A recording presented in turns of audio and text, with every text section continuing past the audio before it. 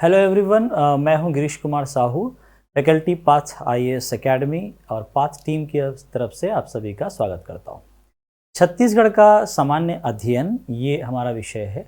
आज का जो लेक्चर है ये आपका हिंदी और इंग्लिश दोनों में रहेगा, यानी कि बाइलिंगुअल आप इस लेक्चर को सुन पाएंगे और समझ पाएंगे, ताकि दोनों माध्यम के जो बच्चे हैं उनको बेनिफिट मिल सके। ओके, तो हमारा टॉपिक क्या है आज का और क्या अप्रोच हमारा रहेगा इस लेक्चर का, वो मैं सबसे पहले आपसे डिस्कस कर लूँ। टॉपिक है हमारा छत्तीसगढ़ का भौतिक विभाजन, that is physical division of Chhattisgarh.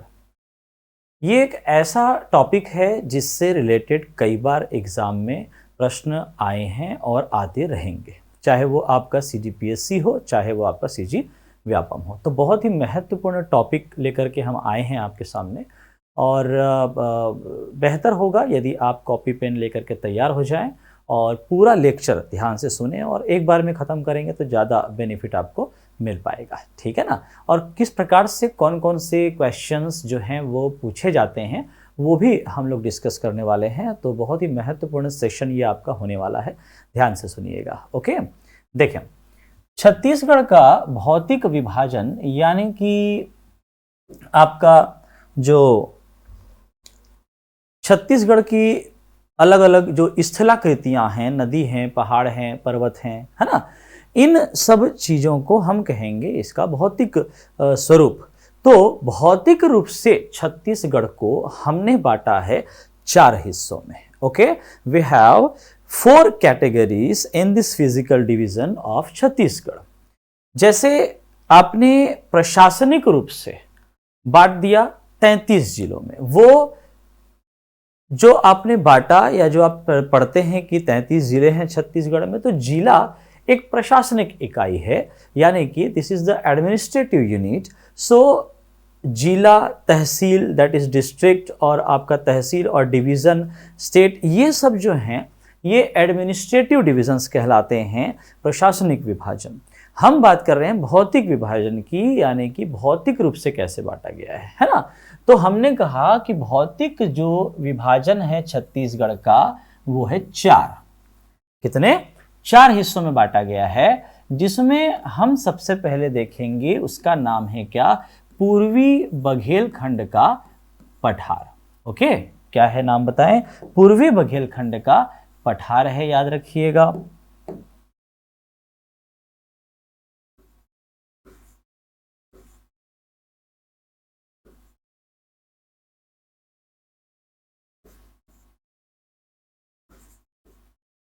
That is the plateau of Stern Baghelkhand. Okay, ये पहला नाम आपका आ जाता है। फिर दूसरा जो यहां पे नाम आता है वो है आपका जशपुर सामरी पाट प्रदेश। जशपुर सामरी पाट प्रदेश। ओके, जशपुर सामरी पाट region. Then next one is Mahanadi Basin.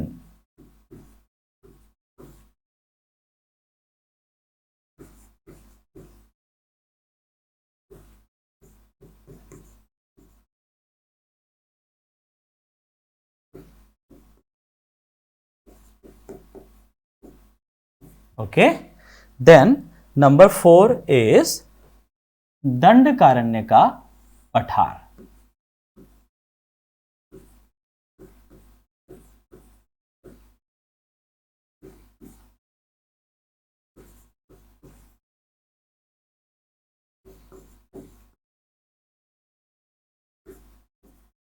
प्लेटू of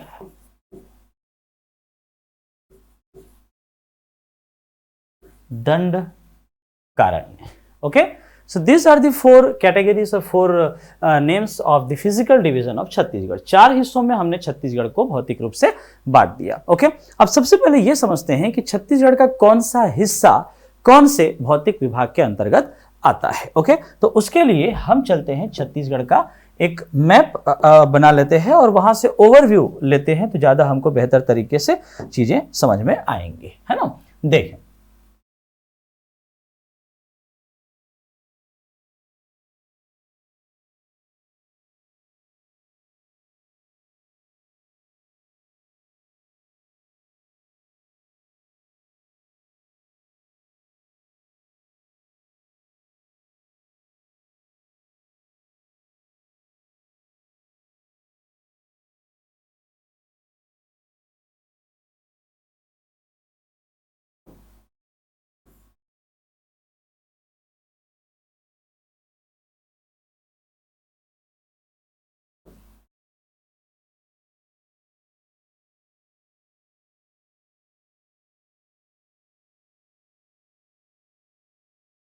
देखिए ये आपका छत्तीसगढ़ आपको नजर आ रहा है। अगर प्रशासनिक रूप से हम विभाजन इसका देखें तो ये वाला जो हिस्सा आपको दिख रहा है ये सरगुजा आपका होता है ना। फिर उसके बाद देखेंगे तो ये आपका जो है ये बिलासपुर डिवीजन है, बिलासपुर संभाग है। फिर उसके बाद थोड़ा नीचे आए तो ये आपका पूरा बस्तर संभाग आपको दिख रहा है, और ये जो है आपका दुर्ग और ये रायपुर, है ना। तो 5 भाग से हमने बांट दिया प्रशासनिक रूप से, ठीक है, ये आप जानते ही हैं। इसे कंपेयर करके हम लोग भौतिक विभाग को समझेंगे। सबसे पहले सरगुजा संभाग की तरफ अगर हम लोग जाते हैं तो सरगुजा संभाग में ये देखें, ये आपका जो है क्या है, ये सरगुजा है। फिर इस तरफ आए तो ये जशपुर हो गया, ये आपका बलरामपुर। फिर उसके बाद ये आपका जो है सूरजपुर हो जाएगा, ठीक है ना, Jashpur, Balrampur, Surajpur. Okay, and this is your Surguja. और उसके बाद फिर इधर आओगे तो ये आपका कोरिया और ये आपका मनेन्द्रगढ़, चिरमिरी, भरतपुर, ये आपके अलग अलग जिले हो गए।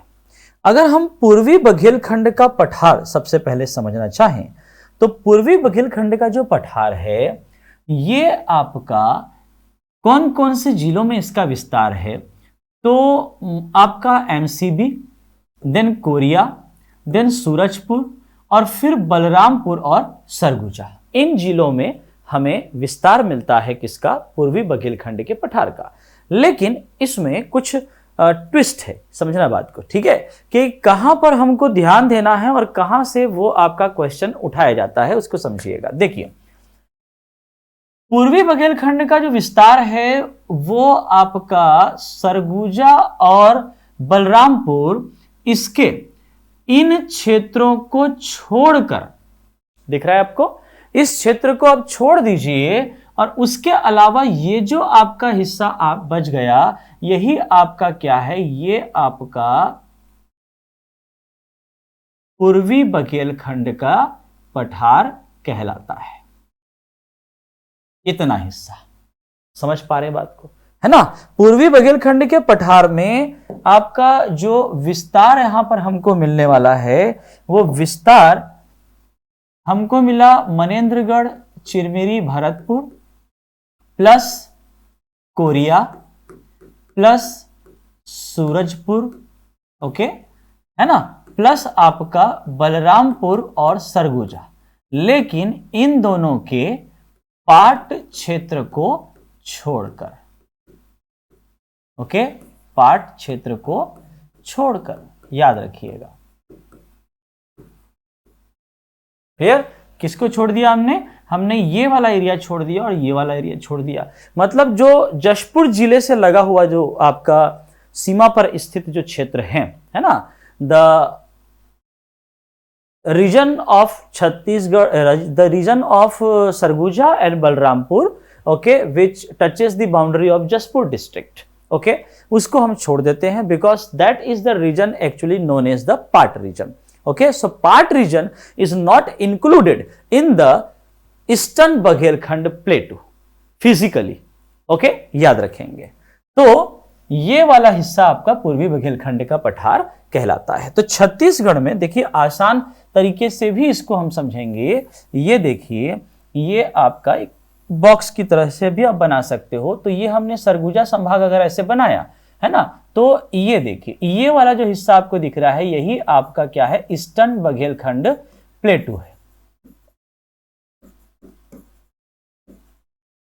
क्लियर हुआ? ईस्टर्न बुंदेलखंड। ठीक, अब ये जो हिस्सा आपको दिख रहा है, जिसमें पूरा जशपुर जिला शामिल है, पूरा आपका जो बलरामपुर का ये जो हमने क्रॉस किया हुआ है, ये पार्ट रीजन, ये भी आप शामिल कर लीजिए, और सरगुजा का ये वाला आपका पार्ट रीजन शामिल कर लीजिए।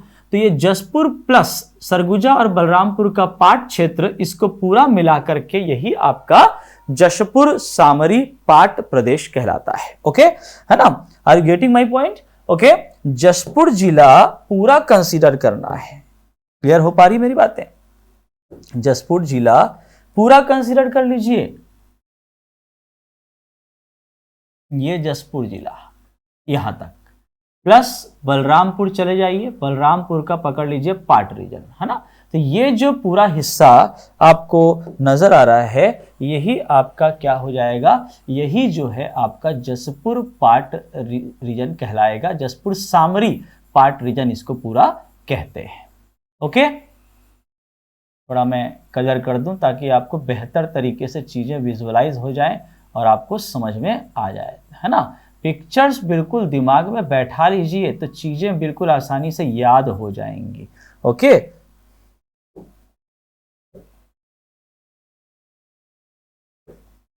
ओके, तो ये रहा इस तरीके से, ये लो। क्लियर हुआ, है ना? पार्ट रीजन और बलरामपुर और इसका भी शामिल हमने कर दिया है, ये वाला एरिया और ये वाला एरिया अब इसमें शामिल हो गया। तो इससे हम क्या कहेंगे, ये है आपका जशपुर सामरी पाट क्षेत्र, जशपुर सामरी पाट क्षेत्र। ओके, दो हो गए आपके।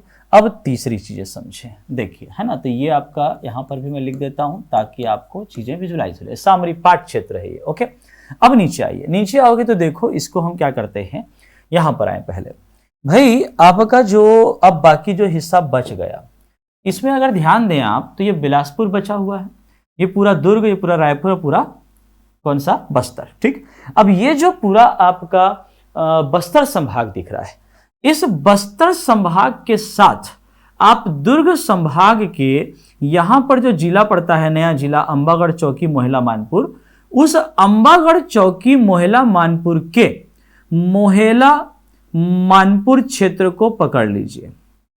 ओके, और इन दोनों को पकड़ के आप जो है पूरे बस्तर संभाग के साथ मिला दीजिए। आई बात समझ में, है ना? मोहला मानपुर प्लस ये आपका बस्तर संभाग पूरा, ये जो आपका है, ये आपका दंडकारण्य का पठार के अंतर्गत आता है ना? Entire region of Bastar division, all districts, okay, entire area plus Mohla Manpur of Ambagarh Chowki Mohla Manpur district of Durg division is also included in this entire region of Bastar Sambhag, Bastar division, and this whole area is known as Dandakaranya ka Pathar, that is the plateau of Dandakaranya physically. Dandakaranya ka Pathar. Okay, ये पूरा हिस्सा ऐसे ले लीजिए।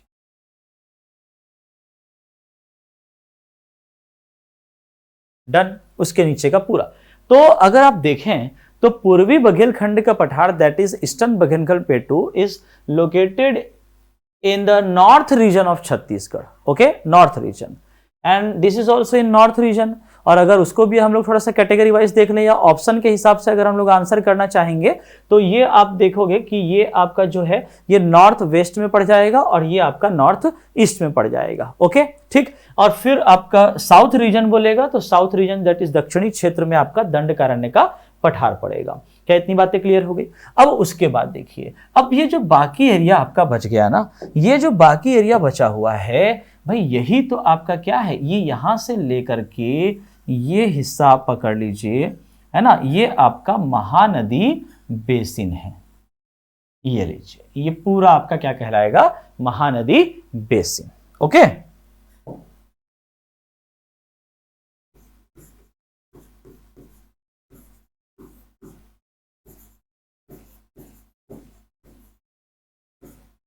Mahanadi basin. Done. तो चारों हिस्से आपको समझ में आ गए। अगर हम इसे आसान तरीके से समझना चाहें तो आप इस तरीके से बना सकते हैं, ये देखिए ऐसा, है ना। तो नीचे ये आपका दंडकारण्य का पठार आ जाएगा और ये पूरा जो है आपका ये क्या कहलाएगा, आपका महानदी बेसिन कहलाएगा, या छत्तीसगढ़ का मैदान, that is the central region of Chhattisgarh is known as Mahanadi basin और the plain of Chhattisgarh physically. Okay, अब देखें कि इन चारों में जो प्रश्न और बनते हैं उसके हिसाब से हमारा अगला जो पॉइंट है वो ये है कि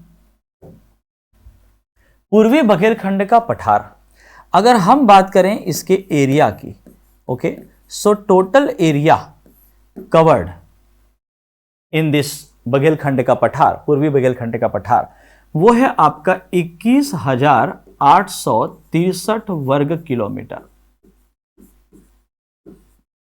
okay, 21,863 square kilometre area is covered in this पूर्वी बघेलखंड का पठार। देन आपका आता है जसपुर सामरी पाट प्रदेश। ओके, ये जो जसपुर सामरी पाट प्रदेश है ये आपका 6,208 वर्ग kilometre, that is 6,208 square kilometre area, ये आपका जसपुर सामरी पाट के अंतर्गत आता है। फिर महानदी बेसिन की बात कर लें। महानदी जो बेसिन है ये आपका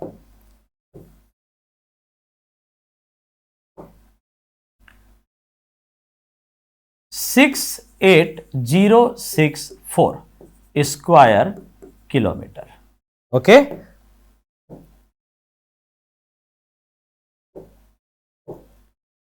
68,064 स्क्वायर किलोमीटर ये आपका महानदी बेसिन का टोटल एरिया है। दंडकारण्य के पठार में आए तो दंडकारण्य का जो पठार है ये आपका जो है याद रखिएगा कितना, 390-60 स्क्वायर किलोमीटर, 390-60 स्क्वायर किलोमीटर, यानी कि कितना, 39,060 स्क्वायर किलोमीटर, वर्ग किलोमीटर का एरिया आपका पड़ता है। ठीक है ना, याद हो जाएंगी चीजें। यहां से क्षेत्रफल से क्वेश्चन सीधे सीधे आता है। क्या क्वेश्चन आता है क्षेत्रफल से, कि भाई आपका जो है 3 तरीके के क्वेश्चंस आएंगे। या तो डायरेक्टली आपको पूछ देगा कि पूर्वी बघेलखंड के पठार का कुल क्षेत्रफल कितना है। ओके, ये क्वेश्चन हुआ। दूसरा क्वेश्चन क्या आता है कि एक तरफ आपको चारों भौतिक विभागों के नाम दे देगा, है ना, ठीक, पूरे जो फिजिकल डिविजन्स है, और उसके सामने आपका जो है सारे उसके एरियाज को वहां पे लिख देगा, क्षेत्रफल को, और कहेगा इसमें which one of the following is not correctly matched, इसमें से कौन सा सही सुमेलित नहीं है, ऐसा एक प्रश्न बनता है। या फिर प्रश्न बनेगा कि इसमें से सही व्यवस्थित क्रम क्या है, और नीचे कोड बना देगा, कूट के वाले प्रश्न यहाँ पे दे देगा, 4 3 2 1 1 2 3 4, इस तरीके से आपको सही विकल्प उसमें चुनना रहेगा। ठीक है, तो ऐसे प्रश्न यहां से बनते हैं, इसलिए चारों एरिया का क्षेत्रफल आपको याद रखना बहुत आवश्यक हो जाता है। समझ रहे हैं बच्चों? हाँ, अब देखिए, यही जो क्षेत्रफल है इसे हम प्रतिशत के आधार पर, यानी कि परसेंटेज वाइज समझेंगे, परसेंटेज वाइज। तो आपका जो पूर्वी बघेलखंड का पठार है ये आपका 16.16% है। कहने का मतलब क्या है कि 16.16% का मतलब क्या, कि कुल भौगोलिक जो क्षेत्रफल है छत्तीसगढ़ का, है ना, उस छत्तीसगढ़ के कुल भौगोलिक क्षेत्रफल का कितना हिस्सा पूर्वी बघेलखंड के पठार के अंतर्गत आता है। Okay, so the percentage of this eastern Baghelkhand प्लेटू, है ना, of total geographical region of Chhattisgarh is 16.16%। प्रतिशत, ओके, परसेंटेज, याद रहेगी ये बात। उसके बाद फिर आपका आता है जसपुर सामरी पाट प्रदेश, जो कि छत्तीसगढ़ के कुल भौगोलिक क्षेत्रफल का 4.59% है। ओके, मीन्स व्हाट, मीन्स ये कि भाई पूरे छत्तीसगढ़ का जो टोटल एरिया है अपने आप में 100% हुआ ना, तो उसका 4.59% जो है वो जसपुर सामरी पाट प्रदेश के अंतर्गत आता है। Is that clear? Then next one is Mahanadi basin, बहुत इंपॉर्टेंट, याद रखिएगा क्या कि भाई महानदी बेसिन कुल क्षेत्रफल का 50.34% क्या करता है, कवर करता है, 50.34%। ओके, एंड देन आपका दंडकारण्य का पठार आ रहा है, ये आपका याद रखिएगा कितना, ये आपका 28.91% ये आपका कवर करता है। क्या ये बात क्लियर हुई है ना? याद रखेंगे, चारों का परसेंटेज वाइज भी आपको याद रखना है और चारों का आपका जो क्षेत्रफल है आंकड़ा उसको भी आपको याद रखना है। क्लियर है? चलिए अब इसी चीज को याद करने के लिए, रिवाइज करने के लिए देखिए हम यहां पर आते हैं। एक ऐसा मैप आप बना लीजिएगा दिमाग में, ठीक है। अब ये तो पता चल गया कि भैया हाँ पूर्वी बघेलखंड का पठार कहूं तो वो इस तरफ है, जसपुर सामरी पाट प्रदेश इस साइड में है, ठीक है। बीचों बीच आपका महानदी बेसिन और नीचे आपका क्या है, दंडकारण्य का पठार है। ओके बच्चों, अब देखो कि इसमें आपका जो है पूर्वी बघेलखंड का पठार, ये आप दिमाग में बैठा लीजिए कि ये आपका जो है, चलिए एक काम करते हैं, बहुत आसान बना लेते हैं। महानदी बेसिन जो है ना, ये सबसे बड़ा है ना, यहां से दिख रहा है आपको, ये देखें महानदी बेसिन आपका पूरा 50% एरिया इसने कवर किया है। 50% एरिया मतलब सबसे बड़ा जो आपका फिजिकल डिवीजन है वो आपका कौन सा है, महानदी बेसिन है। ओके, तो देखिए एक यहां पर आपका ना सीक्वेंस जो है उसको याद रखिएगा, बड़े से छोटा, ठीक है। ये भी आपका एक क्वेश्चन आता है, याद रखेंगे। क्या क्वेश्चन आता है कि भाई आपका जो है सबसे बड़ा भौतिक प्रदेश हो जाएगा महानदी बेसिन, हो जाएगा। पूरा आधा हिस्सा छत्तीसगढ़ का महानदी बेसिन में आ रहा है, 50%। देन आपका इससे छोटा कौन सा, इससे छोटा अगर देखोगे तो नीचे चले जाइए, दंडकारण्य का पठार। ओके, फिर इससे छोटे में जाओगे तो फिर क्या आएगा आपका, तो पूर्वी बघेलखंड का पठार आएगा। क्या आएगा, पूर्वी बघेलखंड का पठार। ओके, एंड देन उसके बाद फिर सबसे छोटा प्राकृतिक प्रदेश या भौतिक प्रदेश कौन सा है, तो वो है आपका जसपुर सामरी पाट प्रदेश। क्या ये बात क्लियर हुई? ओके, याद रखेंगे महानदी बेसिन सबसे बड़ा है। सीक्वेंस पूछता है, इसका क्रम आपको पूछता है एग्जाम में, बिल्कुल इसको ध्यान में रखिएगा। ओके, है ना? तो याद रखें सबसे बड़ा महानदी, महानदी से छोटा नीचे में चले जाओ तो दंडकारण्य, ठीक है। पहले महानदी, फिर दंडकारण्य, फिर पूर्वी बघेलखंड का पठार और फिर आपका क्या हो जाएगा, जसपुर सामरी पाट प्रदेश आपका आता है, ठीक है। So this is the sequence from according to the area. Okay, from large to small. आई बात समझ में कि नहीं? ठीक है, चलिए अब चलते चलते हैं आपका वापस आए। हाँ, तो यहां पर फिट कर दीजिए। क्या फिट कर दीजिए कि भाई सबसे बड़ा ये आपका 6 से चालू हो रहा है, सबसे छोटा ये आपका 6 से चालू हो रहा है, याद हो जाएगा ये, ठीक है ना। देखें क्या, तो ये आपका हो जाता है 68, ये हो जाता है 62, ठीक, 62, इस तरीके से याद कर लें। फिर आप आगे क्या है, तो भैया आपका 0 है, फिर इसी को आप आगे बढ़ाएंगे तो ये आपका 64 हो जाएगा, यहाँ पर 8 हो जाएगा। क्या ये बात क्लियर हुई? ठीक है, तो देखो 6 और 2 कितना होता है, 8 होता है। 6 + 2 8, सबसे छोटा, याद रखिएगा। ओके, 6 + 2 8, सबसे छोटा जसपुर सामरी पाट प्रदेश, डन। और फिर सबसे बड़ा कितना है, तो 68,064। इस तरीके से ये चीजें आपको याद हो जाएंगी। फिर नीचे आओगे तो देखो 6 का आधा कितना होता है, 6 का आधा होता है 3, ठीक है। 6 का आधा 3, तो ये सेकंड नंबर में आ गया, तो ये आपका 3 90 60। ओके, फिर 3 से कम जाओगे तो 3 से कम कितना आएगा, 2 आएगा, 3 से कम क्या आएगा, 2, तो 21, 21 को कर दो क्या, 21 8 63, ठीक है। जैसे देखो अगर पहाड़ा पढ़ोगे, टेबल पढ़ोगे तो 21 तिया 63 होता है, और तिया की जगह 8 लगा दियो भैया, बस खत्म कहानी, ठीक है। तो ऊपर में 21 8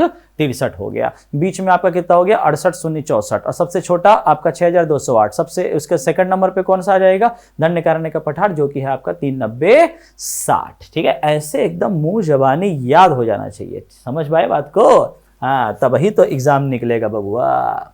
ओके, चलो अब देखो आगे, देखो परसेंटेज वाइज जरा देखें, परसेंटेज वाइज कैसे याद करोगे वो भी आसान है। तो भाई आप क्या करिए कि जब भी ऐसा परसेंटेज वाइज याद करना हो, पहले केवल नंबर को दिमाग में बैठाओ। तो क्या नंबर कहता है कि ये 50 है, कितना कहता है, ये 50 है ना। चलो देखो ये आपका ये 50, ओके। फिर उसके बाद फिर कम में आओगे तो 50 से कम कितना, 28, 28 से कम कितना है, 16, कितना है 16, उससे कम कितना है, तो इसको याद रखिएगा कितना, ये आपका याद रखिएगा 4.5, क्या याद रखोगे 4.5, ऐसा दिमाग में रखिए, ठीक है। केवल नंबर्स का दिमाग है, कोई प्रतिशत कुछ नहीं है, पहले केवल नंबर का आपका खेल है, इसको दिमाग में रखते चलिएगा। तो सबसे बड़ा 50%, उससे कम 28%, उससे कम 16% और उससे कम 4.5, ऐसा दिमाग में रख लीजिए, ओके, है ना। अब देखो इसमें क्या होता है, अब इसके बाद फिर आप क्या करिए कि आगे जो डेसिमल वाला पॉइंट है उसको बैठा दो इसके साथ, है ना। तो 50 दशमलव कितना है, तो 3 4 है, ठीक। 28 दशमलव कितना है, तो 8 के बाद क्या आता है 9, तो 28.91, उसका फिर ये कितना है भैया, ये तो बहुत आसान है, 16 16, समझे कि नहीं बात को, ठीक है। तो 16 16 याद रखिएगा, ठीक है। तो हनी सिंह का रैप हो गया 16 16, और फिर भैया 4.5, 4.5 कैसे, तो 4 और 5 कितना होता है भैया, ये बता दो, 9 होता है, तो 4.59, है ना। देखो कितना अच्छा लॉजिक बन रहा है, 6 और 2 8, 4 और 5 9, तो प्रतिशत भी याद हो गया, और ये स्क्वायर किलोमीटर आपका एरिया भी आपको याद हो गया। इस तरीके से याद कर सकते हैं, 2-3 बार इसको करिएगा, बिल्कुल आपको याद हो जाएगा, क्योंकि आंकड़ों से भी डायरेक्ट क्वेश्चन पूछ देता है ऑब्जेक्टिव के हिसाब से, ओके। तो इन चीजों को ध्यान में रखेंगे, है ना। अब इसके बाद देखिए, ये हमने बेसिक चीजें समझ ली कि कहां पर वो है, उसका विस्तार, ये सारी चीजें हम लोगों ने देखी, ओके। अब देखें, सबसे पहले हम जो बात करने वाले हैं उसमें ये हम लोग देखते हैं कि पहला आपका टॉपिक ले लीजिए। पहला टॉपिक क्या है, पूर्वी बघेलखंड का पठार, ओके।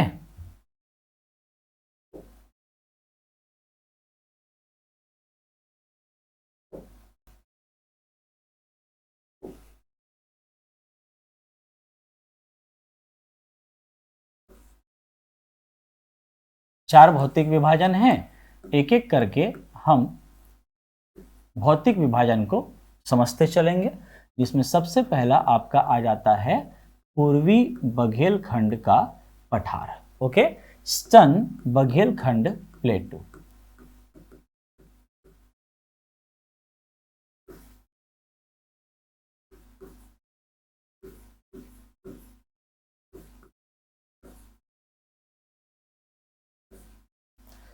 ओके।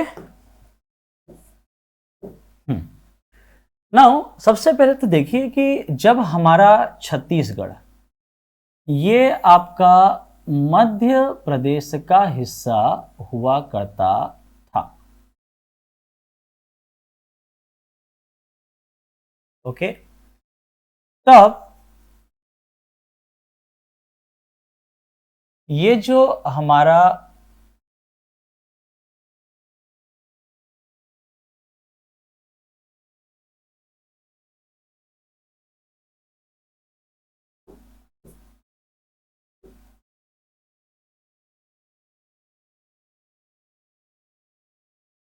चलिए लाइक दिस, ओके, ये पूरा मध्य प्रदेश।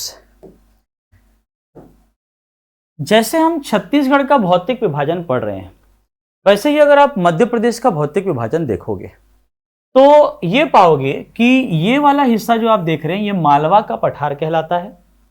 फिर इस तरफ आगे आओगे तो ये वाला हिस्सा आपका ये बुंदेलखंड का पठार कहलाता है, और फिर आप आगे आते हो तो आप ये पाते हो कि ये वाला जो हिस्सा आप देख रहे हैं ये बघेलखंड का पठार कहलाता है, ओके, है ना। मालवा का पठार, देन आपका बुंदेलखंड का पठार, ओके, और उसके बाद फिर ये आपका बघेलखंड का पठार। क्लियर, ये एमपी वाले इन क्षेत्रों का प्राकृतिक विभाजन हो गया। Okay, the physical division of Madhya Pradesh area. So जब ये छत्तीसगढ़ 1 नवंबर सन 2000 को सेपरेट हुआ, अलग हुआ from the Madhya Pradesh undivided Madhya Pradesh region, तो उस कंडीशन में यह हुआ कि इस बघेल खंड का जो पूर्वी हिस्सा है, ये पूर्वी हिस्सा आपका छत्तीसगढ़ के जियोग्राफिकल रीजन के अंदर आ गया। ओके, आई बात समझ में?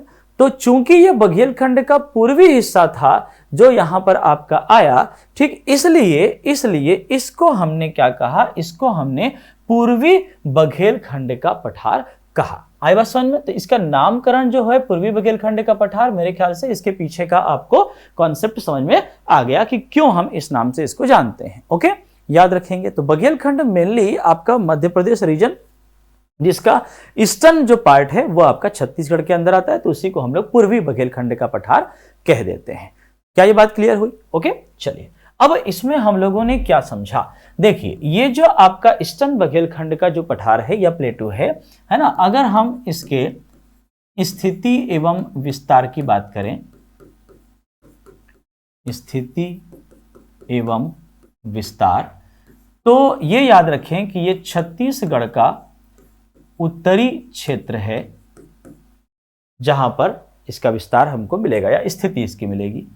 विस्तार अगर देखें तो विस्तार हम लोग पहले ही बात कर चुके हैं, क्या कि कौन कौन से जिलों का एरिया इसमें आ रहा है, तो एमसीबी प्लस कोरिया प्लस आपका सूरजपुर प्लस बलरामपुर और आपका सरगुजा का पाट क्षेत्र को छोड़कर।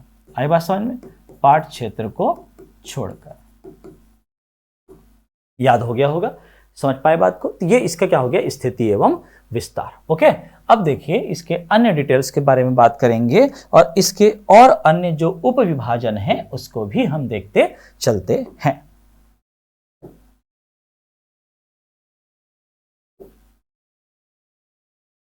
देखें,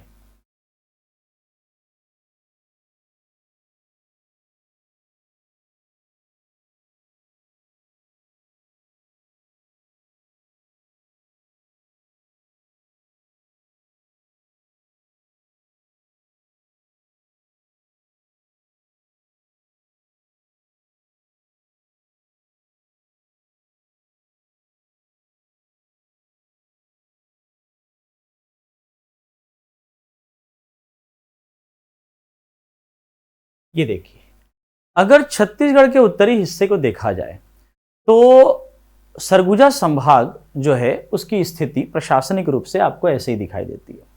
इससे कंपेयर करते हुए हम लोग पूर्वी बघेलखंड के पठार को समझेंगे। ओके,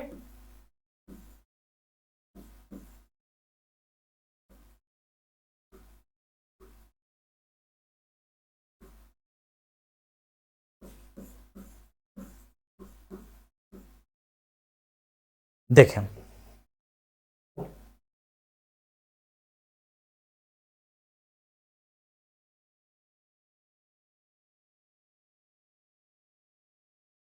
सबसे पहले इस हिस्से में आइए आप, तो आप देखेंगे कि आपका जो एमसीबी प्लस ये कोरिया वाला हिस्सा जो दिख रहा है दोनों, है ना, आप इस एरिया को आप ऐसे पकड़ लीजिए, क्लियर, और ले जाइए पूरा नीचे तक। ठीक, ये आपका हसदेव बेसिन कहलाता है। कौन सा बेसिन कहलाएगा? इसे हम कहेंगे हसदेव बेसिन। ओके, ये हसदेव बेसिन हो गया। फिर इस तरफ आएंगे तो ये वाला हिस्सा जो दिख रहा है ये आपका रिहंद बेसिन कहलाता है, रिहंद बेसिन। फिर इस तरफ आएंगे तो ये आपका कन्हार बेसिन कहलाएगा। क्या कहलाएगा बोलो? कन्हार बेसिन कहलाता है। ओके, है ना। अब देखें ये बेसिन वाले 3 क्षेत्र हम क्या देख रहे हैं, हम पूर्वी बघेलखंड के पठार को और अलग अलग उप विभागों में बांट रहे हैं। ओके, है ना, तो ताकि हमको ये पूरा विस्तार से इसका अध्ययन हम लोग कर पाए। ओके, अब देखें तो बेसिन वाले एरिया में हसदेव बेसिन, रिहंद बेसिन और आपका क्या आता है, कन्हार बेसिन आता है। इसके अलावा अगर आप थोड़ा नीचे की तरफ आएंगे तो आप देखेंगे कि ये वाला जो हिस्सा है, ठीक है। अच्छा, पूर्वी बघेलखंड के पठार में हमको पूरा तो नहीं लेना है, कहां तक लेना है बताइए? तो हमको तो ये वाला हिस्सा आपको लेना है, इस तरफ का हिस्सा, ठीक है ना। इस तरफ ये आपका क्या है, पूर्वी बघेलखंड का पठार वाला हिस्सा है, इतना पूरा। ये हिस्सा अभी हम ध्यान नहीं देंगे, ये आपका पूरा जसपुर सामरी पाट प्रदेश में आता है। आई बात समझ में? ठीक है ना। तो ये आपको नहीं पढ़ना है। क्लियर हो गई इतनी बातें, है ना। अच्छा, ये भी एक प्रश्न बनता है कि भाई कौन सा हिस्सा हम छोड़ देते हैं।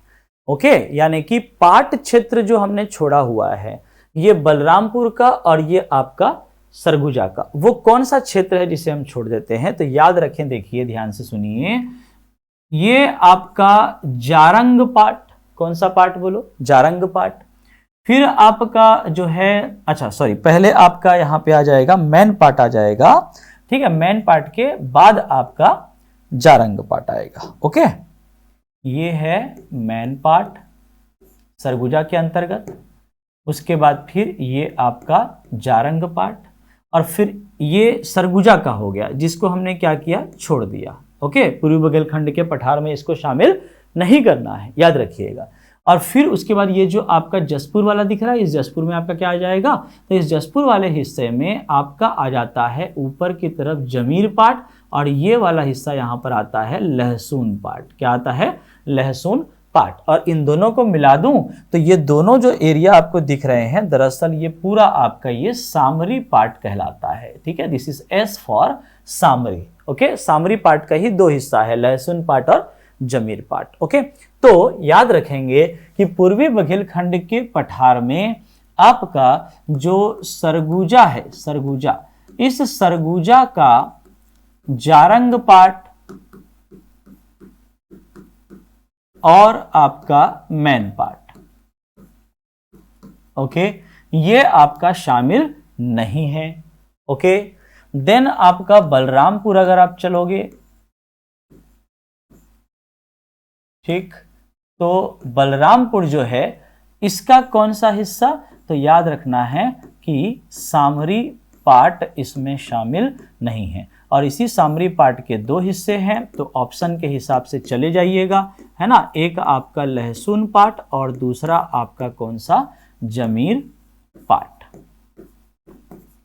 क्या ये बात क्लियर हुई, है ना। तो ये जो आप पढ़ रहे हैं ये आपका पूरी तरह से क्या है कि एक्सक्लूडेड है। Okay, this is not included in this eastern Baghelkhand प्लेटू, याद रखेंगे। ओके, इनके अलावा छोड़ करके, इन पाट क्षेत्रों को छोड़ करके बाकी जो भी बलरामपुर और आपका सरगुजा का हिस्सा है वो आपका याद रखेंगे कि पूर्वी बघेलखंड के पठार के अंतर्गत आता है। Is that clear now? हाँ, अब हम उप विभाजन देख रहे थे, तो उप विभाजन में हसदेव बेसिन, रिहंद बेसिन, कन्हार बेसिन, ये आपके तीन आपके आ गए, है ना। उसके बाद फिर आपका जो है, इसको ऐसे बांट लें। देखें, नीचे ये वाला जो हिस्सा आपका दिख रहा है ना, इसमें एक आपका हिस्सा आपको याद रखना है, ये आपका छुरी मतिरिंगा उदयपुर की पहाड़ी कहलाती है। क्या कहलाती है बोलो? छुरी मतिरिंगा उदयपुर की पहाड़ी, ये वाला हिस्सा, जिसमें अधिकांश जो हिस्सा है वो इस तरफ आ रहा है। कहाँ आ रहा है बताइए? एक रायगढ़ की तरफ, यहाँ पे रायगढ़ है, और एक आपका ये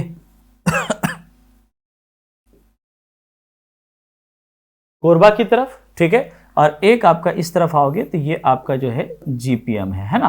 तो ये तीन जिलों से लगा है। तो मेनली जो छुरी मतिरिंगा उदयपुर की जो पहाड़ी है उसमें अधिकांश हिस्सा कोरबा और रायगढ़ में आता है, और जो मतिरिंगा की पहाड़ी वाला हिस्सा है, छुरी मतिरिंगा उदयपुर की पहाड़ी में जो मतिरिंगा है, that Matiringa is included in this पूर्वी बघेलखंड का प्लेटू, याद रखिएगा। ओके, जो कि मेनली मतिरिंगा जो है सरगुजा का हिस्सा है। ओके, फिर उसके ऊपर चलोगे तो यहां पर आपका एक पड़ेगा, इसको हम कहेंगे रामगढ़ की पहाड़ी। क्या कहेंगे बोलो? रामगढ़ की पहाड़ी इसे हम कहेंगे। ओके, तो वो याद रखना है। अब इसके अलावा इनको छोड़ करके, यानी रामगढ़ की पहाड़ी को छोड़ दो ऐसे, अब जो बच गया ये वाला हिस्सा जो बीच में दिख रहा है, ये वाला हिस्सा ऐसे, ओके, है ना, एक ऐसा टी के फॉर्म में जो बन रहा है ना ऐसे, ये जो बच गया इसी को हम कहते हैं चांग भखार देवगढ़ की पहाड़ी। ओके, याद रखें ये आपका क्या कहलाएगा, चांग भखार देवगढ़ की पहाड़ी। ओके, ये हिस्सा ऐसे पूरा ले लीजिए, ठीक है ना। इधर मतिरिंगा की पहाड़ी, रामगढ़ या उदयपुर की पहाड़ी इसको छोड़ दीजिए, सॉरी रामगढ़ या रामगिरी की पहाड़ी इसको छोड़ दीजिए, और बाकी जो हिस्सा ये पूरा आपका जो बच गया इस हिस्से को हम क्या कहेंगे, इस हिस्से को हम जो है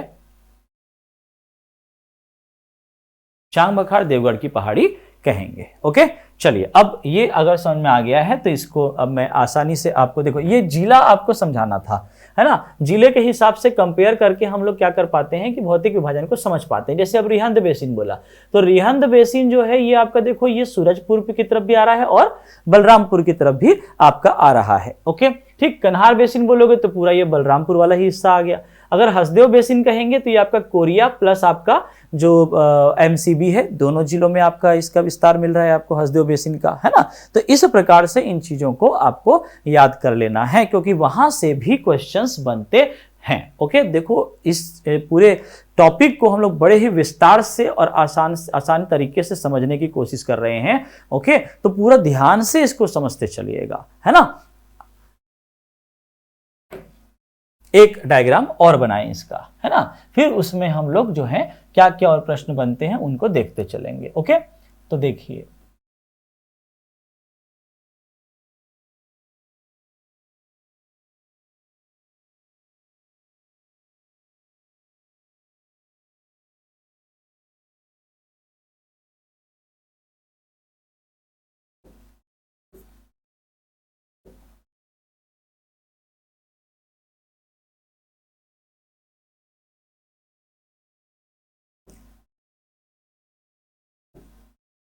ओके, सो अब आप मेरे साथ दोहराते चलिएगा।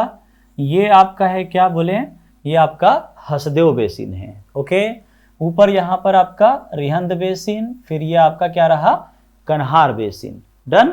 उसके बाद फिर अगर आप देखेंगे तो यहां पर जो आपका क्या आता है, ये छुरी मतिरिंगा उदयपुर की पहाड़ी वाला हिस्सा, ठीक है, जिसमें एक आपका ये मतिरिंगा की पहाड़ी, ठीक है, वो आपको याद रखना है। फिर थोड़ा और ऊपर चलेंगे तो सरगुजा का जो बाकी हिस्सा बच गया इधर पाट क्षेत्र को छोड़ के, ये पूरा आपका रामगढ़ की पहाड़ी वाला हिस्सा है, ठीक है, ये रामगिरी की पहाड़ी वाला हिस्सा है ना। और उसके अलावा फिर जो है आप इसको ऐसे ये मिला दीजिए तो ये बाकी हिस्सा जो बच गया ये आपका क्या कहलाएगा, ये आपका चांग भखार देवगढ़ की पहाड़ी कहलाता है ना। देखें इसको,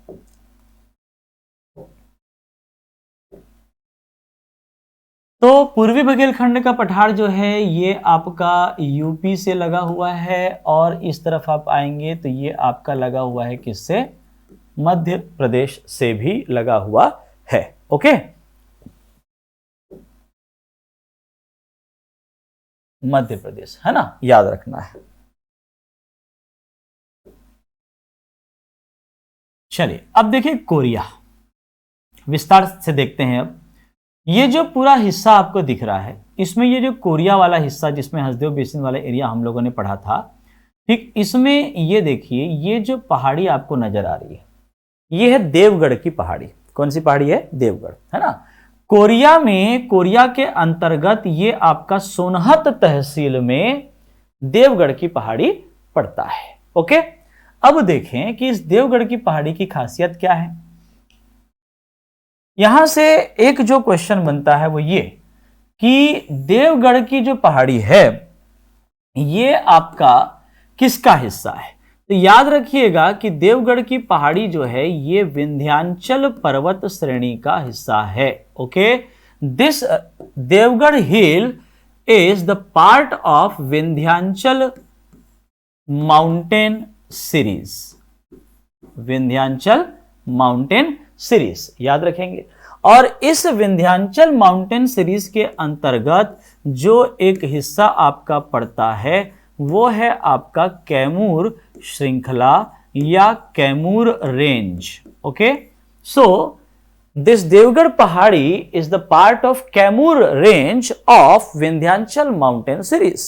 ओके, इस देवगढ़ की पहाड़ी की सबसे ऊंची जो चोटी है, the highest peak of this Deogarh hill is of the height of 1033 metre. Okay, याद रखें कि देवगढ़ की पहाड़ी की जो चोटी है, देवगढ़ की जो हाईएस्ट चोटी है, उसकी ऊंचाई कितनी है? 1033 यानी कि 1033 मीटर। याद रहेगी बात, 1033 मीटर। ये भी क्वेश्चन पूछा जाता है। क्वेश्चन पूछा जाता है आपका जो छत्तीसगढ़ है ना, छत्तीसगढ़ की जो ऊंची चोटियां हैं वो कौन कौन सी है? तो मैं आपको एक बता दूं कि देखो, याद बहुत आसानी से कर सकते हो कि छत्तीसगढ़ की सबसे ऊंची चोटी जैसे हम जानते हैं वो है क्या? आपका गौरलाटा। क्या है बोलो? गौरलाटा चोटी। ठीक है, गौरलाटा जो है आपका कहां पे पड़ता है? गौरलाटा जो है वो आपका पड़ेगा, ये जो हम जसपुर सामरी पाट जाएंगे ना, तो जसपुर सामरी पाट में जो सामरी पाट का लहसुन पाट आपने पढ़ा था, उसी लहसुन पाट में यहां पर पड़ता है क्या? गौरलाटा चोटी। ये छत्तीसगढ़ की सबसे ऊंची चोटी है जो कि 1225 मीटर इसकी हाइट है। सेकंड नंबर पे जो चोटी आता है उसका नाम है नंदीराज। क्या है बोलो? नंदीराज की चोटी, जो कि है बैलाडीला की पहाड़ी पर। अब बैलाडीला की पहाड़ी मतलब आपका हो जाता है क्या? दंतेवाड़ा। जय माता दी। ठीक है, याद रखेंगे, है ना। अब नंदीराज की चोटी की हाइट कितनी है? तो ये है आपका 1210 मीटर है। याद रखिएगा, कितना मीटर है? 1210 मीटर। ये second highest in Chhattisgarh. Okay, है ना। और सबसे हाईएस्ट पूछेगा तो क्या लेना है आपको? गौरलाटा आपको याद रखना है ना। उसके बाद देखें तो अगर आपको क्वेश्चन पूछता है कि छत्तीसगढ़ के उत्तरी क्षेत्र की सबसे जो ऊंची चोटी है वो कौन सी, तो गौरलाटा याद रखोगे। ठीक है ना। और ओवरऑल भी पूछे कि छत्तीसगढ़ की सबसे ऊंची चोटी कौन सी है, तो भी आपको याद रखना है क्या? Gaurlata. Is that clear? Then आपका जो सेकंड पॉइंट है वो ये है कि दूसरी सबसे ऊंची चोटी पूरे छत्तीसगढ़ की कौन सी है, या फिर क्वेश्चन पूछा जाए कि छत्तीसगढ़ के दक्षिण में सबसे ऊंची चोटी कौन सी है, तो सबका आंसर क्या है? नंदीराज। ठीक है, जो कि बैलाडीला की पहाड़ी की हाईएस्ट पीक भी है। ओके, तो बैलाडीला का हिल और उसमें चोटी का नाम, पीक का नाम क्या है? नंदीराज। तो नंदी बैला याद हो गया। उसके फिर देखिए, आपको अगर पूछ दिया जाए कि भाई छत्तीसगढ़ के पूर्व में सबसे ऊंची चोटी कौन सी है, तो आप क्या आंसर लेंगे? छत्तीसगढ़ के पूर्व में याद रखिएगा धारी डोंगर। ठीक, क्या नाम है इसका? धारी डोंगर चोटी। और ये धारी डोंगर चोटी जो है ये आपका 899, कितना? 899 मीटर इसकी हाइट है। महासमुंद में पड़ता है। महासमुंद की जो शिशुपाल पर्वत है, ठीक है, शिशुपाल हिल, उसी की ये वो आपकी चोटी है जो पूर्व में सबसे ऊंची चोटी है, धारी डोंगर। फिर आपका आ जाता है पश्चिमी हिस्से में आओगे तो क्या पढ़ते हो आप? बदरगढ़ की चोटी। ठीक है, ये जो बदरगढ़ की चोटी है ये आपकी 1176 मीटर इसकी हाइट है। याद रखिएगा। ओके, अच्छा, इसके अलावा चलिए मैं आपको दो चीजें और बता दूं। क्या? अगर इस दिशा में पूछ दिया या इस दिशा में पूछ दिया, है ना, तब क्या? तो याद रखिए कि अगर इस दिशा में पूछेगा ना तो यही आपका क्या आता है? देवगढ़ आता है, देवगढ़ की चोटी। और इस दिशा में आ जाओगे तो इधर क्या आएगा? आपका मैन पार्ट आएगा। क्या आएगा बोलो? Man part. ओके, तो याद रखिएगा इसको, है ना, मैन पार्ट। और इस तरफ देवगढ़, इधर आदमी मैन बैठा है, इधर देवता बैठे हैं, ऐसा याद रखना है। ओके, है ना। मैन पार्ट की जो हाइट है वो 1152 मीटर इसकी हाइट है। कितनी हाइट है बोलो?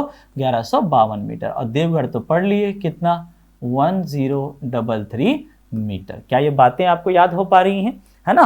तो इस प्रकार से देखिए, ये ऐसा आप याद करोगे तो सारी चोटियां एक बार में याद हो जाएंगी, है ना। उत्तर, दक्षिण, पूरब, पश्चिम। ऊपर में गौर से देखो, गौरलाटा है सबसे ऊंची चोटी, सेकंड हाईएस्ट नंदीराज, बैलाडीला, दंतेवाड़ा। इस तरफ आएंगे तो धारी डोंगर, और इस तरफ आएंगे तो आपको मिलेगा बदरगढ़। ठीक है, और अगर थोड़ा सा आप इस तरीके से एक लाइन दिमाग में रखें और इस तरफ से जाए, यानी कि उत्तर पूर्व और आपका उत्तर पश्चिम में, तो उत्तर पूर्व में जाओगे तो मैन पार्ट, उत्तर पश्चिम में जाओगे तो देवगढ़। क्लियर? जो भी डायरेक्शन में ऊंची चोटी पूछे एक बार में आंसर कर लोगे, है ना। वापस आते हैं तो देवगढ़ की पहाड़ी आपको याद रखना है। देवगढ़ की पहाड़ी की जो हाइट है वो है आपकी 1033 मीटर। क्लियर हो गई इतनी बातें, है ना। अब आगे देखो, इसी देवगढ़ की पहाड़ी से एक नदी जो है उसका उद्गम होता है। ठीक है, नदी कौन सी है, तो यहां से आपकी एक नदी निकलती है जिसका नाम है हसदेव नदी। ये हसदेव नदी कोरिया से बहते हुए एमसीबी जाती है मनेंद्रगढ़, और वहां से होकर के चली जाती है कहां, ये चली जाती है आपकी कोरबा जांजगीर चांपा, और वहां जाकर के ये मिल जाती है किसमें, ये आपकी मिल जाती है महानदी में। तो हसदेव नदी का जो उद्गम है वो है आपका क्या,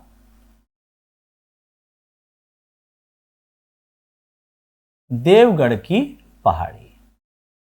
क्लियर, याद रहेगी ये बात। इसके बाद देखें, सोनहत तहसील कोरिया जिला, वहां से हसदेव नदी निकलती है, और इसी हसदेव नदी में आपको याद रखना है क्या, कि 3 जलधाराएं, 3 जलप्रपात, 3 वाटरफॉल। ओके, कौन कौन सा वाटरफॉल, एक आपको याद रखना है अमृत धारा वाटरफॉल, एक याद रखना है अंकुरी नाला वाटरफॉल, और एक याद रखना है गावर घाट वाटरफॉल। ओके, 3 जलप्रपात आप याद रखिएगा। 3 जलप्रपात कौन कौन से, एक अमृत धारा, एक अंकुरी नाला, एक गावर घाट, यानी कि हसदेव नदी में लग गई आग। आई बात समझ में, ठीक है, ऐसा याद रखिएगा, डबल AG यहां से याद हो जाएगा मेरे बच्चों। ठीक है, अमृत धारा, अंकुरी नाला और गावर घाट, ये हो गई हसदेव नदी में लग गई आग। 3 जलप्रपातों के नाम हैं, याद रखिएगा। अच्छा, इसमें जो आपका ये अंकुरी नाला है, अंकुरी नाला को छत्तीसगढ़ का प्राकृतिक AC कहा जाता है, नेचुरल एयर कंडीशन, है ना, natural air condition of Chhattisgarh किसे कहते हैं, अंकुरी नाला को कहते हैं, याद रखेंगे।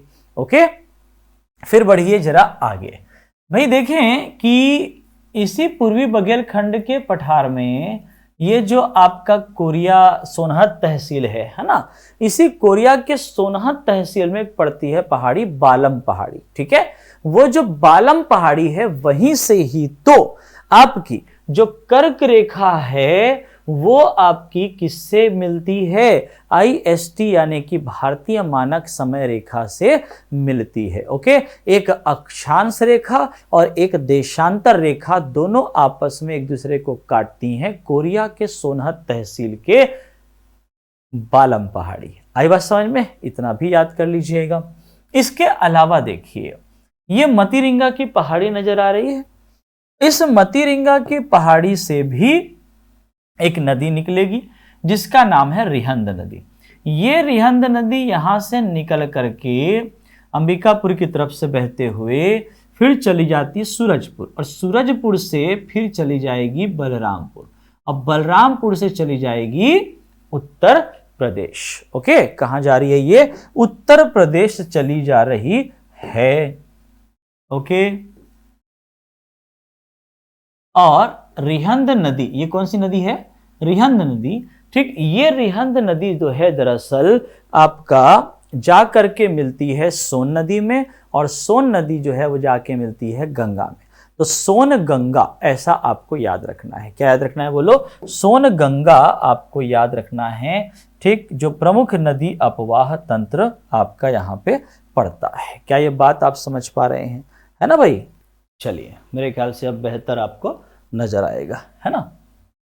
अब इसके बाद देखें आप कि ये जो आपका रिहंद नदी है, सोनगंगा का क्या हुआ, सहायक नदी हुआ, सोनगंगा की आपकी क्या हो गई, जो है ट्रिब्यूटरी हो गई। ओके, इसके बाद ये जो जसपुर वाला हिस्सा दिख रहा है, इस जसपुर वाले हिस्से में आपका याद रखना है कि एक पंडरा पाट प्रदेश पड़ता है। ठीक, और इसका नाम है क्या, बखोना चोटी। क्या नाम है बोले, बखोना पीक या बखोना चोटी। इस बखोना चोटी से भी क्या होती है, एक नदी निकलती है। नदी का नाम क्या है, देखिए कन्हार नदी।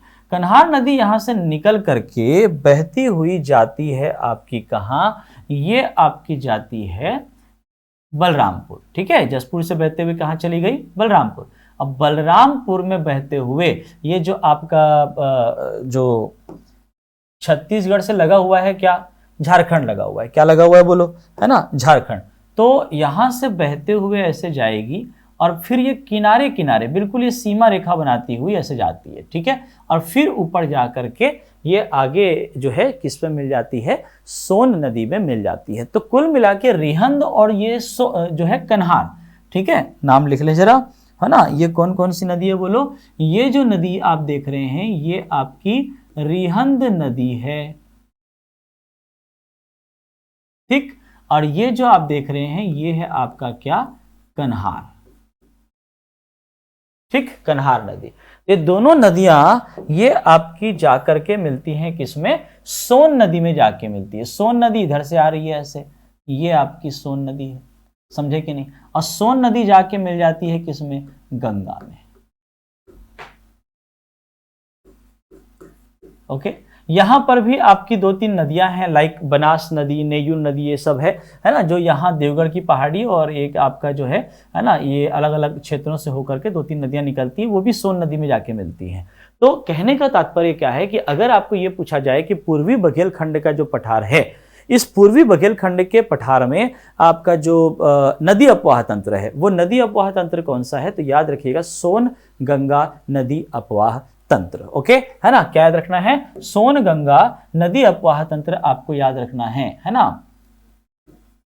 पूर्वी बघेलखंड के पठार में नदी अपवाह तंत्र जो है वो है सोन गंगा नदी अपवाह तंत्र, क्योंकि इस क्षेत्र की जो अधिकांश नदियां हैं वो आपकी किस में जाकर के मिलती हैं, वो आपकी जो है सोन नदी में जाकर के मिलती हैं और फिर सोन नदी गंगा में जाके मिल जाती है। ओके, तो ये पॉइंट आप याद रखेंगे। ओके, अच्छा, अब यहीं पर देख लीजिए कि इस क्षेत्र में अगर आपको मिट्टी यानी कि सॉइल का डिस्ट्रीब्यूशन पूछ लिया जाए कि कौन सा सॉइल यहां पर मिलेगा, तो याद रखिएगा कि इस क्षेत्र में मुख्य रूप से लाल पीली मिट्टी का विस्तार है। ओके, कौन सी मिट्टी, लाल पीली मिट्टी। और लाल पीली मिट्टी जो है वो किसके लिए उपयोगी होती है, ये जो आपकी मिट्टी है ये आपकी धान के लिए ज्यादा उपयुक्त है ना, और इसलिए इस एरिया में पैडी कल्टीवेशन जो है ना, पैडी कल्टीवेशन यानी कि धान की जो खेती है वो ज्यादा होती है। ओके, तो धान के कृषि के लिए या खेती के लिए ये ज्यादा उपयुक्त स्थान है। ओके, है ना, याद रखें। तो ये नदी हो गई, मिट्टी हो गई। अच्छा, इसके अलावा पूर्वी बघेलखंड के पठार में अगर हम बात करें कि which type of rock is distributed over this region, याद रखें तो जो रॉक सिस्टम या चट्टान जो इस एरिया में आपका पाया जाता है वो आपकी कौन सी चट्टानें हैं, वो है गोंडवाना चट्टानें। Okay, Gondwana rock is distributed in this area in the geological structure. Okay, भूगर्भ में गोंडवाना चट्टानें। और याद रखें कि भाई जहां पर गोंडवाना चट्टानें होती हैं तो वहां पर आप जानते हैं कि जो प्रमुख खनिज जो होता है यानी कि मिनरल, वो आपका होता है क्या, कोयला। ओके, और इस वजह से इस एरिया में आपका सर्वाधिक कोयला जो है पाया जाता है। आई भाषा में सर्वाधिक मतलब कहने का ये कि पूरे क्षेत्र में कोयले का विस्तार है। ठीक है, वैसे तो प्रमुख रूप से देखा जाए तो कोरबा ज्यादा आपका भंडार वाला क्षेत्र है कोयले का। ठीक है, याद रखिएगा, है ना। तो ये सब हम लोग अलग से जो टॉपिक होता है खनिज वगैरह उसके वितरण वगैरह वो सब में हम लोग देखते हैं, है ना, याद रखेंगे। तो आपने पूर्वी बघेलखंड के पठार का क्षेत्रफल देख लिया, है ना, क्षेत्रफल के साथ साथ हमने इसका स्थिति और विस्तार भी देख लिया। ओके, एंड उसके बाद फिर हमने देखा नदी अपवाह तंत्र, फिर यहाँ की मिट्टी, यहाँ का चट्टान और यहाँ के खनिज। ये कुछ प्रमुख पॉइंट्स हैं जिसके तहत आप सारे भौतिक विभाजन को पढ़ते चलेंगे। जितने भी भौतिक विभाग हैं, फिजिकल डिवीजन है, सब में हम लोग कहाँ कहाँ पर कौन से रिवर सिस्टम है, कौन सा सॉइल डिस्ट्रीब्यूशन है, कौन सा रॉक डिस्ट्रीब्यूटेड है या फिर कौन सा मिनरल वहाँ पे अवेलेबल है, वो हम लोग सारी चीज़ें पढ़ते चलेंगे, है ना। ओके, वापस आते हैं तो ये देखिए इसमें मतीरिंगा की पहाड़ी से ये जो आपकी नदी निकली रिहंद नदी, इस रिहंद नदी में भी आपको एक याद रखना है। ठीक है, आप याद रखेंगे, मेरे ख्याल से यही आपका बेहतर है।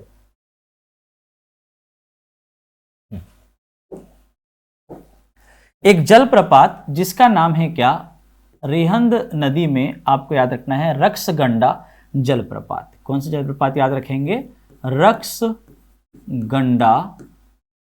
जलप्रपात। Okay, like this. अगर जिला पूछा जाए रक्सगंडा जलप्रपात का तो याद रखेंगे कहां पर है, ये आपका जो है सूरजपुर जिला है। ओके, कौन सा जिला है बोलो, सूरजपुर जिला। नेक्स्ट, ये जो कन्हार नदी दिख रही है, कन्हार नदी में जो आपका एक जलप्रपात है जो बलरामपुर जिले के अंतर्गत पड़ता है, उसका नाम है कोठली जलप्रपात। ओके, याद रखेंगे कौन सा जलप्रपात है यहां पर, कोठली जलप्रपात।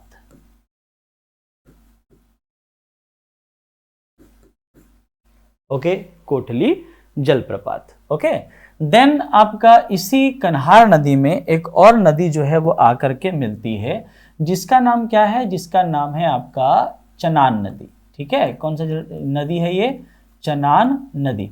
और इस चनान नदी पर भी आपका एक जलप्रपात है जिसका नाम है क्या, पवई जलप्रपात। क्या नाम है इसका, पवई जलप्रपात। ओके, है ना। तो देखते चल रहे हैं कि कौन कौन सी नदियां हैं और कौन कौन से जलप्रपात यहां पर जो हैं आपके पाए जाते हैं, प्रमुख प्रमुख जलप्रपात। ओके, बाकी एक अलग से आपका लेक्चर रहता है जिसमें हम पूरी तरीके से जलप्रपात के बारे में अध्ययन करते हैं। ओके, चलिए नेक्स्ट वन इज कि ये जो अगर हम देखें तो ये जो चांग बखार देवगढ़ की पहाड़ी हम पढ़ते हैं, तो उसमें जो चांग बखार आता है वो आपका क्या है, प्रिंसली स्टेट रहा था आज़ादी से पहले, आज़ादी के समय, है ना, यानी कि रियासत हुआ करता था, चांग बखार रियासत। ओके, इधर आपका जो सरगुजा है वो भी रियासत हुआ करता था, याद रखना है ना। ये सब रियासत वाले क्षेत्र हैं। चलिए अब हम लोग चलते हैं कहाँ, इस रामगढ़ की पहाड़ी वाले हिस्से में चलते हैं। ठीक है, देखें कि रामगढ़ की पहाड़ी में हमको क्या क्या पढ़ना है। ये जो रामगढ़ की पहाड़ी या रामगिरी की पहाड़ी है, ये ऐतिहासिक दृष्टिकोण से महत्वपूर्ण है। ओके, ये आपका भौगोलिक रूप से, भौतिक रूप से तो महत्वपूर्ण है ही, है ना, लेकिन सांस्कृतिक रूप से भी इसका महत्व है, सांस्कृतिक और ऐतिहासिक रूप से। कैसे, देखते चले भाई। ये जो आपका रामगढ़ या रामगिरी की पहाड़ी है, यहीं पर देखेंगे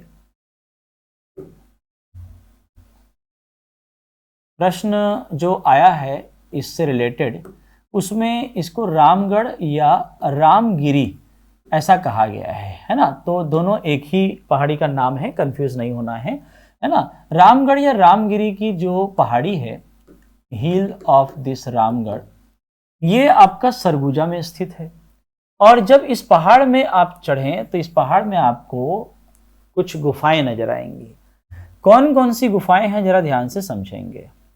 एक तो इसमें आपको याद रखना है क्या, सीता बेंगरा की गुफा है। ठीक है, क्या याद रखेंगे, सीता बेंगरा की गुफा। Okay, Sita Bengra caves. Then number 2 आपको याद रखना है Lakshman Bengra caves.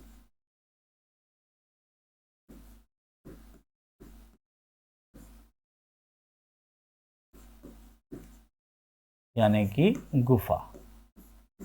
Okay, then आपका इसमें आता है क्या, जोगी मारा की गुफा।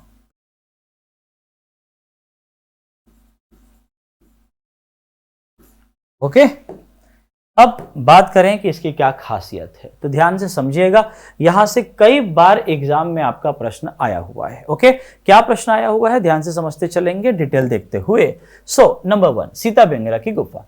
भाई ये जो सीता बेंगरा की गुफा है, इसको विश्व की सबसे प्राचीनतम,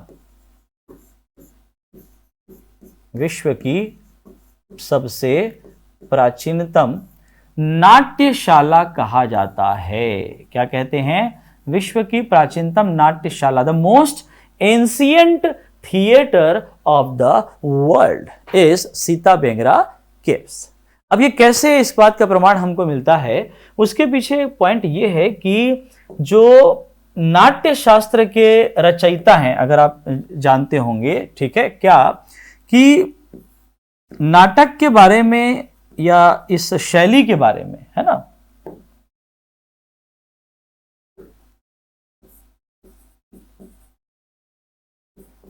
नाटक या नाट्य शैली के बारे में जो पहली जानकारी हमको मिलती है वो नाट्य शास्त्र से मिलती है। और नाट्य शास्त्र के जो रचयिता हैं वो हैं आपके कौन? भरत मुनि। ओके, भरत मुनि ने लगभग 200 ईसा पूर्व 200 BC में ये आपका जो है नाट्य शास्त्र की रचना इन्होंने की थी। ओके, तो इस नाट्य शास्त्र में जिस प्रकार से वर्णन किया गया है कि एक थिएटर कैसा होना चाहिए, थिएटर मतलब कि नाट्यशाला कैसी होनी चाहिए, ओके, और दर्शकों के लिए क्या व्यवस्था होनी चाहिए जो वहां पर उस नाटक का आनंद लेने आएंगे, ठीक, तो ये सारी चीजें पूरे नाट्य विधा के बारे में पूरा विस्तार से वर्णन उसमें किया गया है। नाटक की क्या शैली होती है, नाट्यशाला कैसी होती है, सारी चीजें। तो यहीं से इस बात का प्रमाण मिला कि जिस प्रकार से सीता बेंगरा की गुफा में, है ना, मतलब एक पहाड़ है, पहाड़ पे आप चढ़ेंगे तो आपको एक कमरे जैसी आकृति आपको नजर आएगी, एक रूम लाइक स्ट्रक्चर आपको दिखाई देगा। वो जो रूम लाइक स्ट्रक्चर है, कमरा है, जिसमें कम से कम 50 से 60 लोग जो है वहां पर बैठ करके वहां पर आनंद ले सकते हैं नाटक का, ड्रामा का, ठीक। तो इस प्रकार से हमको समझ में आया कि भाई ऐसा जो नाट्यशाला यहाँ पे दिख रहा है वो तो भरत मुनि के नाट्य शास्त्र में इसका वर्णन है, ठीक है, इसी प्रकार से ये है। तो कहीं ना कहीं ये माना गया कि ये विश्व की प्राचीनतम नाट्यशाला है।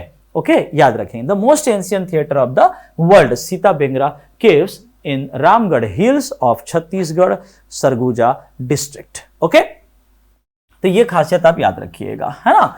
अब इसके बाद हम लोग आते हैं सीधा किसमें? जोगी मारा की गुफा में। इसका भी डिटेल देखिए। देखिए, जोगी मारा की गुफा के 3-4 पॉइंट्स हम लोग पढ़ने वाले हैं, है ना। एक तो ये कि जोगी मारा की गुफा ये आपका मौर्यकालीन गुफा है।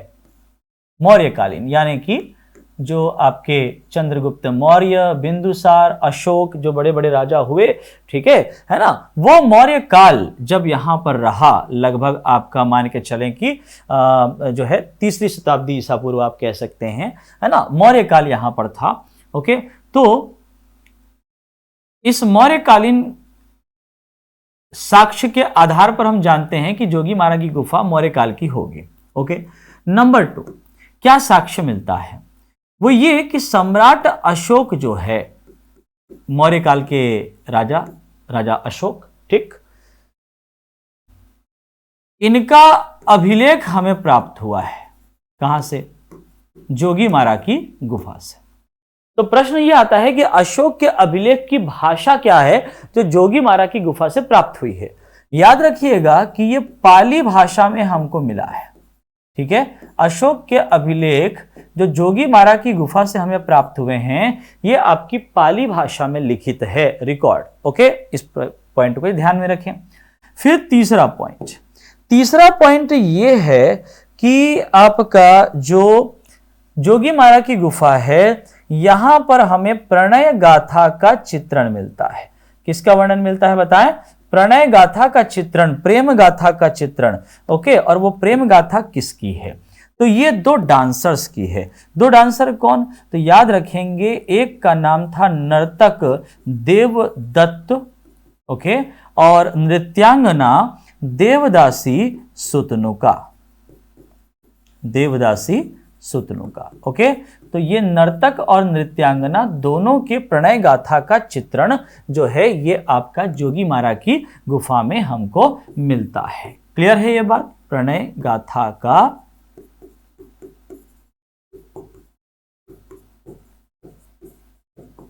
चित्रण। ओके, दी लव टेल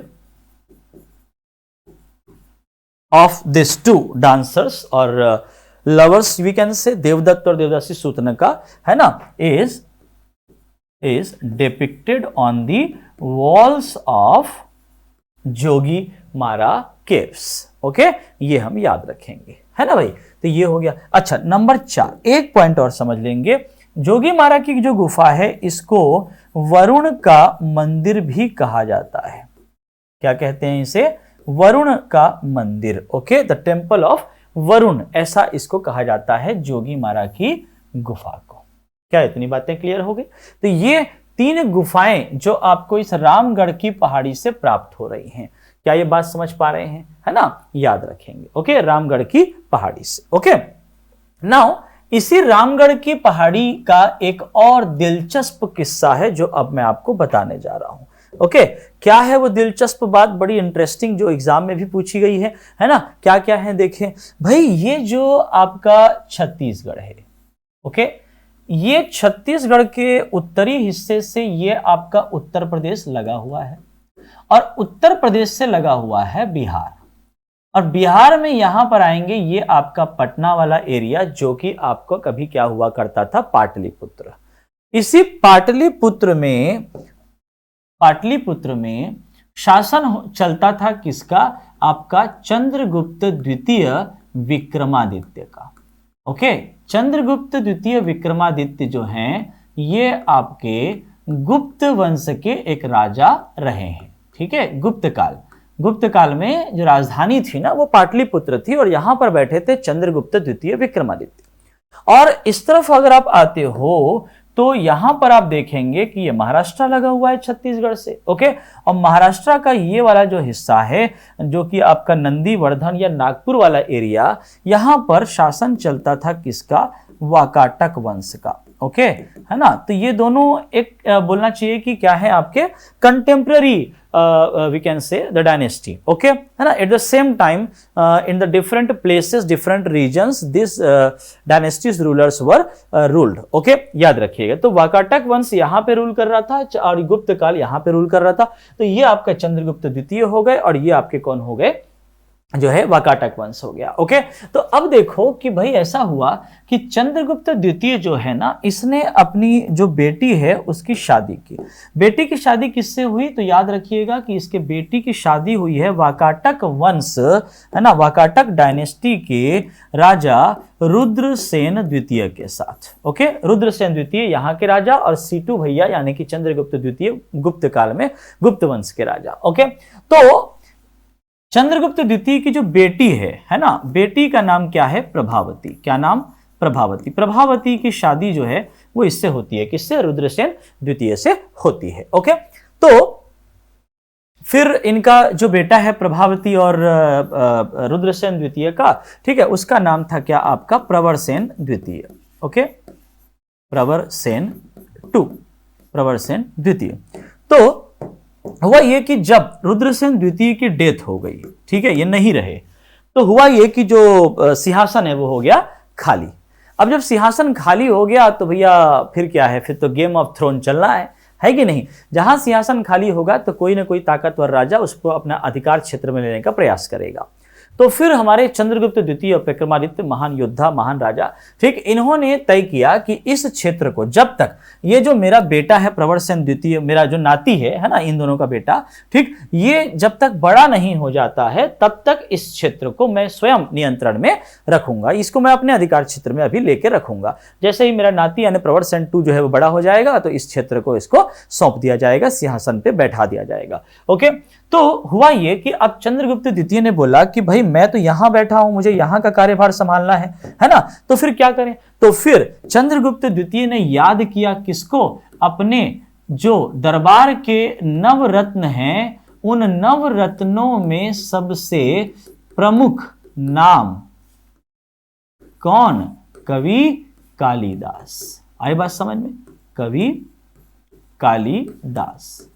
काली भैया को याद किए हमारे सीटू भैया। ठीक है, तो कवि कालिदास जो हैं इन्होंने एक आदेश दिया कि भाई काली तुम जाओ जरा इस क्षेत्र का निरीक्षण करके आओ। ओके, और वहां जाकर के निरीक्षण करो, कुछ देर उस वहां पे समय बिताओ और साथ ही ये जो मेरा नाती है प्रवरसेन द्वितीय उसको पढ़ाओ लिखाओ। आई बस समझ में, तो उसके एजुकेशन के पर्पस से and for the purpose of inspection in this region, okay, after getting the control by this Chandragupta द्वितीय send Kalidas to this region for the inspection. याद रखिएगा। Okay, so we have a purpose और of the objective of कवि कालिदास यहाँ से यहाँ जाने का कि एक तो इसको निरीक्षण करना इस एरिया को और दूसरा आपका क्या, इसको पढ़ाना लिखाना, किसको, प्रवरसेन द्वितीय को। ओके, अच्छा, अब कवि कालिदास जी निकले तो भाई अब देखो इनको यहां से जाना है, कहां, यहां जाना है, तो बीच में आपका जब क्या पड़ेगा, कौन सा क्षेत्र पड़ेगा, पड़ेगा ना छत्तीसगढ़। ठीक है, तो छत्तीसगढ़ से होकर के आपके जो कवि कालिदास जी हैं, काली भैया हैं, वो गुजरे।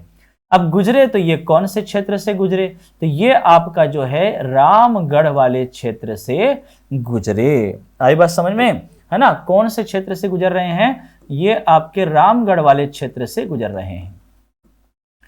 अब कालिदास जी को ये क्षेत्र बड़ा पसंद आया, वो बोले भाई कि ये हरी भरी वादियां तो हमें बड़ी पसंद आई हैं, ये तो स्वर्ग का द्वार है।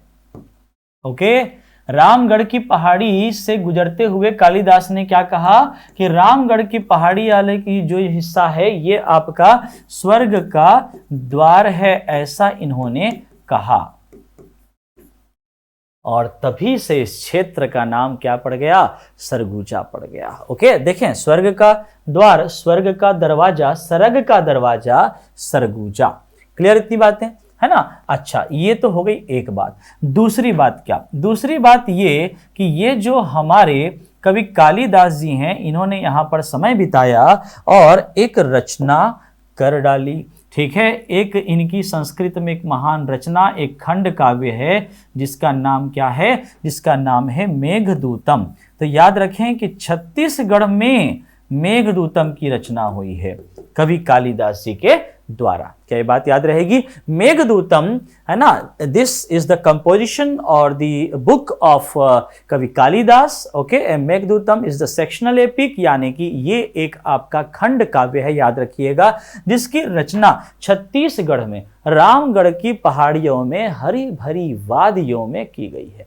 ओके, याद रहे ये बात। अच्छा, ये जो मेघदूतम है इसकी रचना तो कर दी किसने, कवि कालिदास ने, लेकिन फिर इसका छत्तीसगढ़ी में अनुवाद भी किया गया। अब छत्तीसगढ़ी में अनुवाद किसने किया है, तो ध्यान रखें कि छत्तीसगढ़ी में अनुवाद करने वाले जो महान कवि का नाम है वो है आपका मुकुटधर पांडे।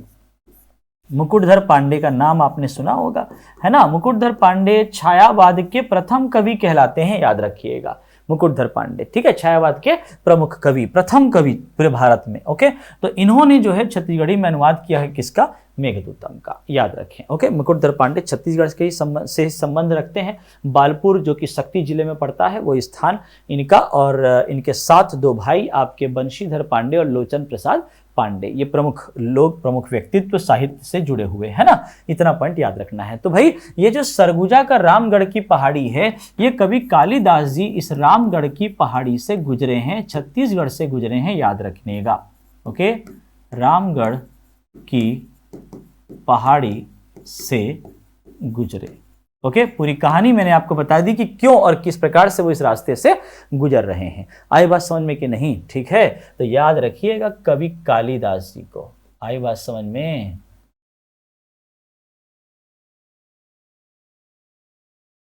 महान साहित्यकार।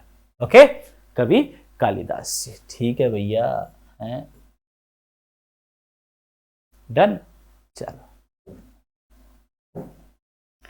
अब और क्या बचता है, ये जो आपका, हाँ वापस इसमें आते हैं, है ना। ये देखिए, इसमें ये सूरजपुर वाला हिस्सा दिख रहा है। सूरजपुर वाले हिस्से में आपको एक पहाड़ी याद रखनी है, सीता लेखनी पहाड़ी। कौन सी पहाड़ी, सीता लेखनी पहाड़ी। एसल मैंने लिख दिया है, सीता लेखनी की पहाड़ी, ये आपको ध्यान में रखना है। ओके, तो सीता लेखनी की पहाड़ी, ये भी आपका मान के चलिए कि रामायण काल से भी कुछ संबंध है इसका। ठीक है, ऐसा माना जाता है कि जो सीता माता है, सीता लेखनी की पहाड़ी में इन्होंने जो है कुछ पत्थरों पे कुछ लिखा है ना। तो सीता लेखनी ऐसा एक आपका मान के चलें कि कुछ आपकी किंवदंतियां हैं या सुनाई पड़ती हैं। ठीक है, ऐसी कहानियां। ओके, तो ये पॉइंट आप याद रखिएगा। ये आपका मतिरिंगा वाला हिस्सा आपने याद कर लिया होगा, है ना। तो इतनी चीजें याद रखें। इस तरफ आएंगे तो यहाँ पर ये आपका सीतामढ़ी पुरातात्विक स्थल पड़ता है। क्या पड़ता है, सीतामढ़ी पुरातात्विक स्थल पड़ता है, जहां से भगवान श्री रामचंद्र ने प्रवेश किया था। याद रखें, वनवास के दौरान जब प्रभु श्री राम जो है आपके अयोध्या से श्रीलंका की तरफ जा रहे थे, है ना, उत्तर से दक्षिण की तरफ, तो वो छत्तीसगढ़ से भी होकर के गुजरे हैं। वनवास के दौरान बहुत सारे स्थानों से उनका संबंध रहा है। तो उसमें अगर पूछा जाए कि भगवान राम का छत्तीसगढ़ में प्रवेश मार्ग या प्रवेश स्थल कौन सा है, तो वो आपका ये जो सीतामढ़ी के पास यही आपका जो स्थान है ना, जिसमें हर चौका घाघरा हर चौका घाघरा, ये प्लेस आपके पड़ते हैं यहाँ पर, यहाँ से होकर के वो गुजरे हैं, यानी कि एक रामायण काल का स्थान आपको यहाँ पे दिख रहा है। ठीक है, तो रामायण काल से स्थान अगर देखोगे तो ये रामगढ़ की पहाड़ी हो जाएगी। ठीक है, क्योंकि यहाँ पर लक्ष्मण बेंगरा, सीता बेंगरा सब है। ठीक, ये आपका सीता लेखनी की पहाड़ी हो गई, ये आपका जो है सीतामढ़ी, हर चौका या फिर घाघरा, ये स्थान आपका पड़ रहा है। ठीक है, सीतामढ़ी हर चौका में ऐसा माना जाता है कि वो सीता की रसोई थी।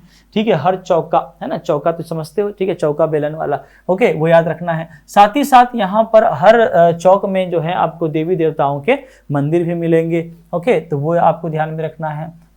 चलिए, इतनी बातें आपको याद रहेंगी। तो ये आपका है पूर्वी बघेलखंड का पठार, जिसमें प्रमुख रूप से हम लोगों ने डिस्कस किया, ठीक है, कि कौन कौन से नदी, पहाड़, पर्वत, ये सब जो हैं वो इस क्षेत्र से जो है आपको प्राप्त होते हैं। ओके, है ना, और उनके बारे में जो प्रश्न आते हैं उनसे भी संबंधित चर्चा हम लोगों ने की है, बड़े विस्तार से इसको हम लोगों ने समझा है।